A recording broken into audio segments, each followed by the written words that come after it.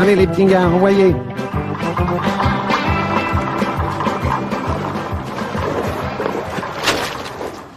Samedi, à côté de la maison de la radio, je marchais dans la rue et puis il y avait une fille juste devant moi avec ses grands cheveux blonds, tu vois.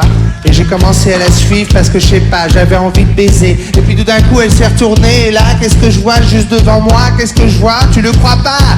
Tu le crois pas? Putain, Marine Le Pen, non non, Marine Le Pen, non mais tu le crois pas? Tu le crois pas, putain, Marine Le Pen, non non mais Marine Le Pen, non mais tu le crois pas? Tu le crois ça?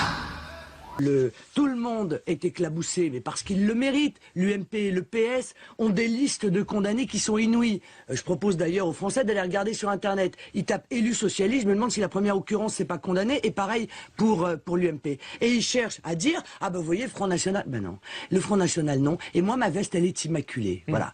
Et ils auront beau essayer de s'agiter, ils n'arriveront pas à me salir, parce que j'ai une éthique, j'ai une morale, que je m'y tiens, et que moi quand je réclame l'éthique et la morale, je me l'applique à moi-même. Puis je marche, avenue du président Kennedy, jusqu'à la place de Varsovie. Et puis il faisait bon et c'était cool.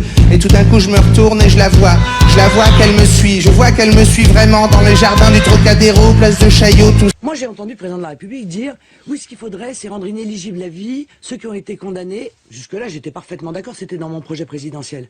Pour corruption et fraude fiscale. Ah bon? Et pourquoi pas le reste? Mais alors pourquoi pas pour favoritisme? Pourquoi pas pour détournement de fonds publics? De tout ça, je vois qu'elle me suit vraiment. Métro Kléber, j'accélère. Métro Boissière, j'appelle un taxi, les prix. Et puis je commence vraiment à flipper, tu vois. Je commence vraiment à flipper, alors je... Tout à l'heure, madame voulait dire il faut arrêter avec les années 30 et la manière dont on a voulu enfermer le Front National dans une espèce de vocifération générale contre la classe politique. Mais en fait, en partant ou en commentant les décisions de justice toute la journée avec la fermeté qui est la vôtre, on vient un petit peu à la même chose. Parce on ne tire jamais les leçons. Quelle est la solution politique? Vous dites, on ne tire jamais les leçons. Je veux dire, est-ce que vous trouvez, franchement, je veux dire, DSK, Juppé, Hérault, Désir, Andrieux, Guérini, Dallongeville, Woerth, Tapie, Tron, Tibéri, Chirac, je veux dire, on ne tire jamais les leçons.